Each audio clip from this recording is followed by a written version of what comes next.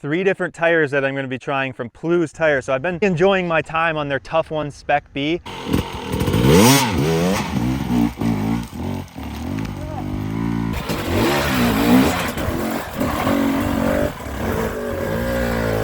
Haven't spent a whole lot of time on the regular Tough One yet, but it's the same tread pattern. It's the same tread pattern as the first tire that we're going to test, which is their Grand Prix. It's their medium compound. Quite a bit more firm rubber than the Tough One, totally different kind of compound. We're going to be testing the Grand Prix, the medium compound, in a situation that it's not necessarily designed for, which is Enduro Grand Prix, Sprint Enduros, faster stuff. We're going to be testing it through a slow, hard Enduro line. And even though it has the same tread pattern, the carcass is much different, the rubber is much different, and I think you'll be able to see the distinct differences in the actual grip between the two. Now, the reason I'm testing the Grand Prix is because for you hard Enduro guys, we tend to run through the softer tires a little bit quicker. Will the Grand Prix work for our kind of practice? How long will we be able to get out of it? I think you'll be surprised at what I have found through my testing and my practice so far, and so stay tuned and we'll get more into that. The next tire is going to be the Spec B, which is the 15mm knob. Look how soft that is, and slow it comes back. And then we're going to run the worn down Spec B, which is worn down to about quarter life. So for each of those tires, we're gonna run a mildly soft mousse and then a little bit softer mousse. This isn't as soft as I've seen people go over in the UK through their wet rocks, or even here in the US and like the pros use. It's just completely almost sitting on the rim.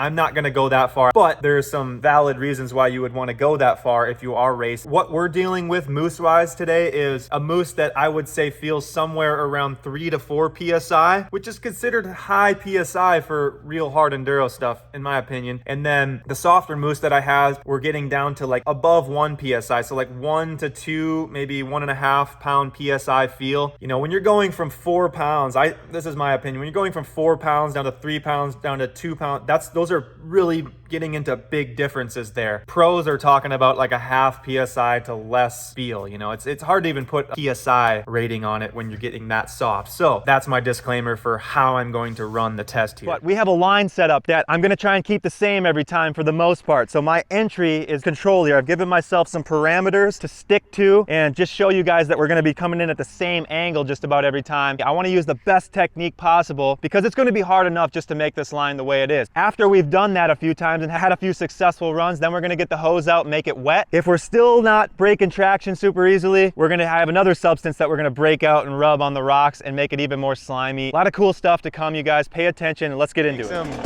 good technique just to make it happen. Yeah, it's hard, real hard. So I had a handful of these right off the bat. You can see it's tough, and until I kind of changed my technique, I wasn't really able to get up there very clean. Just as a reference, I'm actually just coming off riding the Tough One that's been worn out and fairly soft, and now I'm riding the medium compound that's brand new. I'm finding that it's very important when I accelerate. The medium requires a lot more precision. There we go, I figured it out. Had to get the body back just a little bit farther, and that made it happen. Technique's got to be dialed for this one. Well, that was pretty cool. I'll take that one. All right, so this is my mousse that's like my semi-soft setup. Most people are like think this is flat, so this works for like trail riding and hard enduro in my opinion. It's that perfect medium. So the other one's going to be like maybe like a 25% mousse that's already sort of worn out. It should be quite a bit softer than this one. Yeah, it's way different, huh?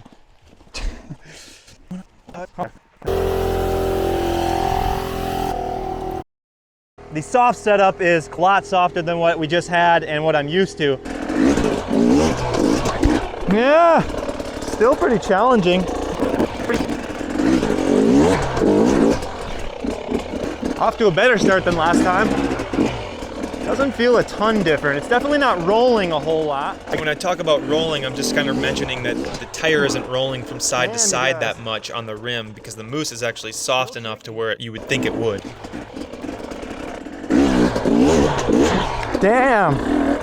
I can definitely feel that it's softer, but this line still sure is challenging. Okay, I got up there, it wasn't pretty.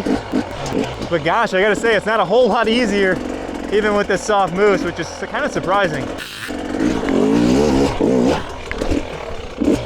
Technique's getting a little bit better just because I'm getting used to hitting it more. Gotta aim upwards a little bit more, I think. There we go. So yeah, you can still accomplish things with this tire. I know it doesn't look like a whole lot, but this is pretty challenging. The angle of these rocks, I wouldn't want to get these wet with this setup quite yet. It can be done, but I'm guessing this is going to be a lot easier on the tough one with the Gummy compound. Going for round 3 now. We're going to put the tough one Spec B, the Ultra Gummy. I just want to make a note here of the sidewall kind of strength. This tire has about an hour on it, so essentially it's brand new. Here's the sidewall. Very, very durable and sturdy sidewall. Now let's look at this one. Roughly 30 hours on it. Here's the sidewall. For 35 hours, that's not a very drastic difference from this to this. Obviously, these are designed for one-day race use. Depending on how you use them, you can make them last 30 some hours if you don't just spin everywhere. Yeah.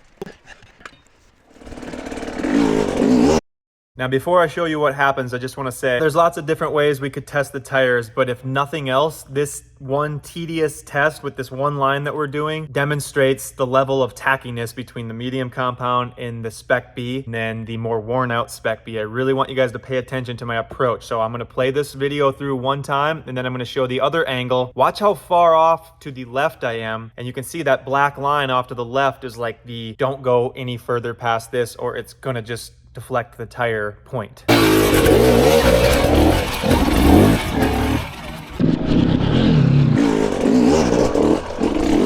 Okay, that's already just ridiculously more grippy. Gee, you can see there's not a whole lot of difference in what I'm doing. Man, that is just wild. I'm almost going slower than I was before. Try and get this right here. Not bad, not bad. Already, that feels pretty darn, I mean, like literally I haven't deflected off that first one once yet.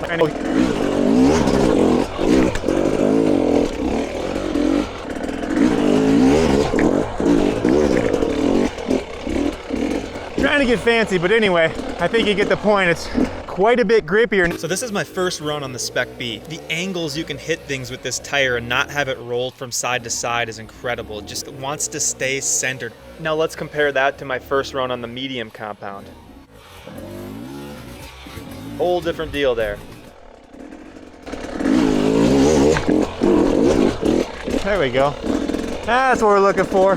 I just want to say right off the bat before I keep going here, but the softer the mousse gets, the more input from the body and the anticipation of where we need to go with our lean angles and where we're going to end up, because the flatter the mousse, when you're on a hillside, you know, it wants to throw you down the hill because the tire is flatter. So got to kind of account for that if you're going to run the super soft setup, and if you can account for it, you can make some pretty magical stuff happen when the times get really slick.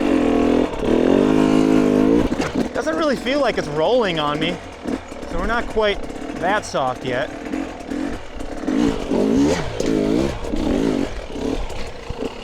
All right, I didn't end up where I wanted to end up, but I got really good grip.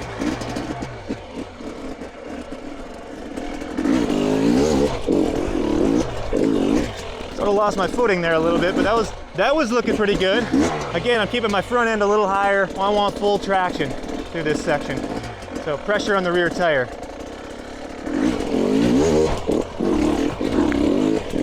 Definitely a good display of grip from the tire. Of course, my riding, questionable at times, but the tire's working really, really well. This is some insane grip here. I was being pretty consistent with this line. I'm surprised I hadn't made that mistake a little bit earlier. It's hard to just do this line consistently, so for the sake of the test, I've been really trying to be consistent. Pretty no doubt, man. This compared to the medium is something special. Not that the medium's advertised as something that's supposed to compete with this tire, but this compound is magical, you guys. It's pretty crazy. But now we have the 30+ hour tire on with the semi-soft mousse. I just went over one feature. I can already tell you there's things about it that are better.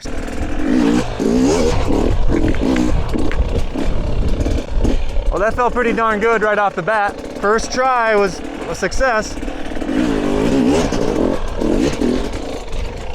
Okay, already the tire being worn out through the rocks, better. I would say a good 7-8% better already. I mean, that might be not generous enough of an estimate actually. This feels really, really good in the rocks. Might have to get them wet here.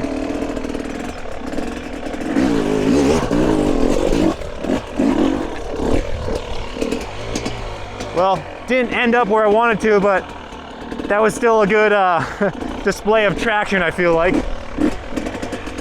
This is cool, you guys.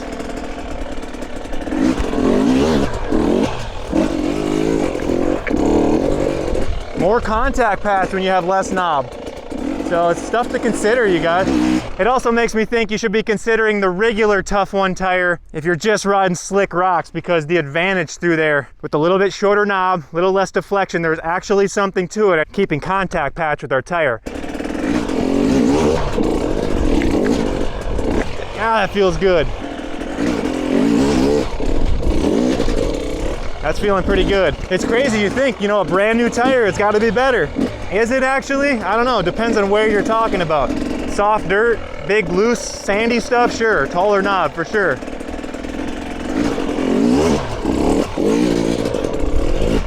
I wanna see if I can do one more where I float the front end the entire way. It's kind of weird because there's like a couple different angles to consider here where the rear tire has to go.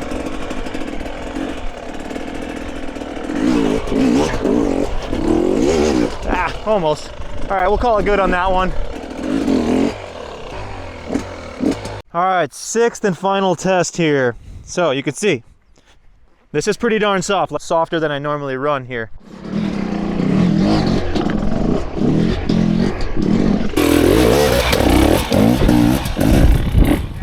Ah, there we go. Finally got it clean.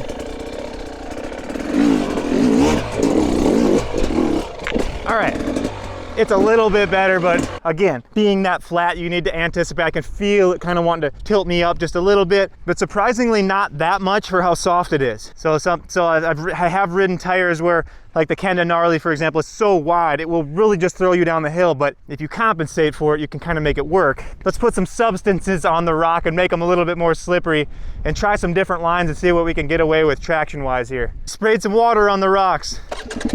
Will this make a difference?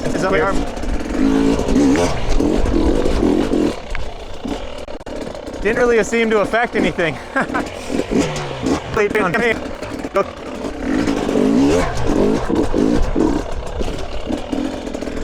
Well, works pretty darn good. Okay, so the water is on the rocks. Still feels pretty. These rocks have a lot of grip on them though, so it's kind of not exactly fair. Not bad.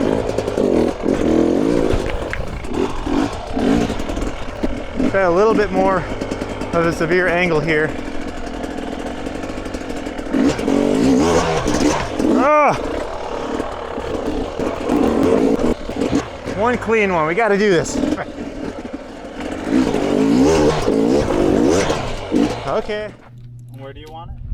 Right in there? On that rock. So we're using some of the lube that we use in our mousses to actually make the rock a little bit more slippery. I think what you'll notice in this next clip here is that, you know, if you break traction, any tire, once you break traction, even if it's the gummiest tire in the world, you're gonna spin.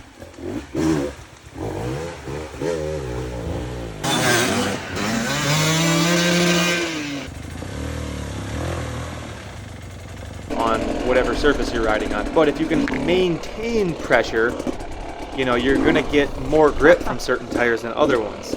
So this is, you can see my front tire's held up by a wall. The rear tire is on an uphill and a downward slant. You can see I'm about to roll off of it here. It's really, really slippery and it's off camber. Just spinning isn't gonna cut it. So I'm gonna give myself a little bit more of a gap here. Not a whole lot, but just a little bit. See if I can establish pressure and hold the pressure on the rock.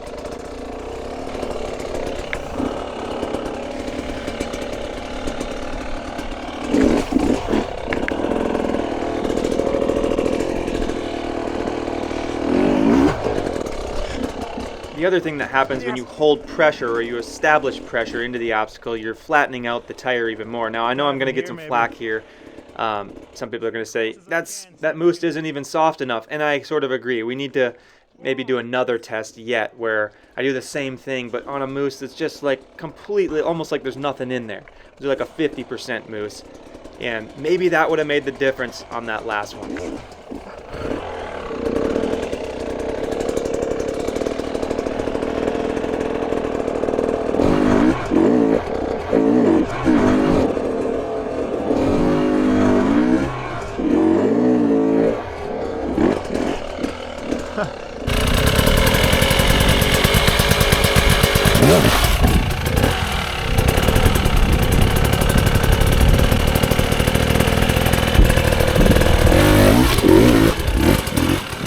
I didn't get the rear wheel high enough and it had some of that slippery juice on it, but it still sort of saved me even though it wasn't perfect. I was a little nervous because I was right on the edge of that rock there. So now, just for reference, this is Catherine's bike with an even softer mousse than what I have in mine, and that was the regular tough one that's just about a quarter worn down. So that, combined with how low her bike is, could have gave me a pretty big advantage just in this one spot. Now, I have received a few tires from Plews to test out and try and see what I think. And one of the things that I wanted to try was their medium compound Grand Prix tire, because I wanted to see if maybe it being a little bit harder, can I get a little bit more life out of it for my hard enduro practice, you know, and to tell you guys about the hard, you know, for hard enduro practice, will it last longer? And what I'm finding out, especially out here in the desert on the hard, super hard, sharp rock, the harder compound from the medium actually chunks out a little bit. I've only had 2 rides on it. I live in one of the most extremely hard, very sharp rocks, even for the area I live in. My particular hill in my backyard, super sharp. So of course I'm gonna wear stuff out a little bit quicker.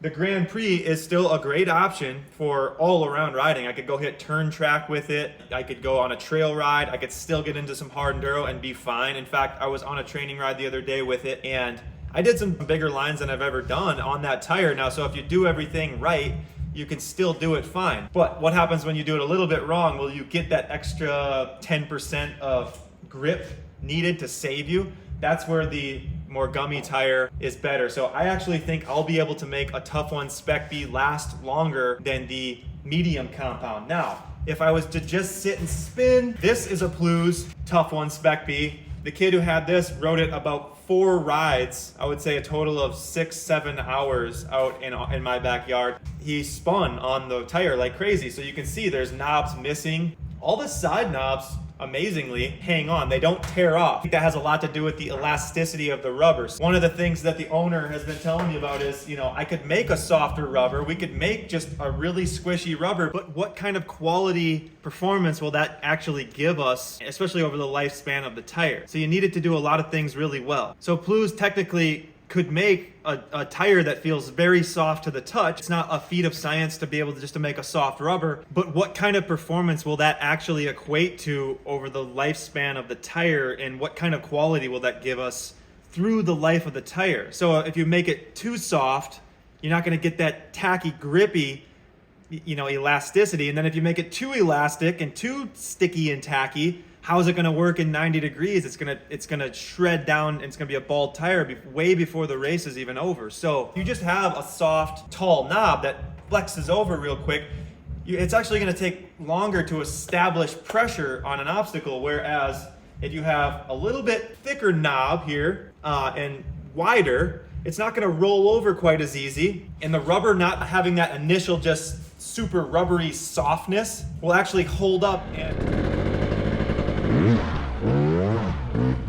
one of the things that I've gathered that Plews is really aiming to do is make a tire that does a lot of things really well. It's gonna give you good grip, but will it give you good grip and still have a knob at the end of 6 hours of racing out in sea to sky or wherever? The kind of material that they use in the tires, once it starts moving, it becomes more active. The actual compound becomes more active, and that movement causes friction, and it actually softens up just with movement up and down and flexing over the terrain you're riding. And so I urge you guys to go to Plews website and kind of take a read on some of the technical specs of the tire. There's so much that goes into the tire. I can't even comprehend it all. And I think we demonstrated in the video that even after 30 plus hours of me riding a Tough One Spec B, it actually got better through the rocks. It's not all about just having the tall knob. And you could see too, I got better traction with the shorter knob on the rocks than I did with the Spec B, the brand new one, with the taller knob. So there's just more surface area, a little less deflection, a little less knob height to contend with for rolling. I'm to the point where I don't really want to ride a different tire because I've sort of become attached to the way this works for me.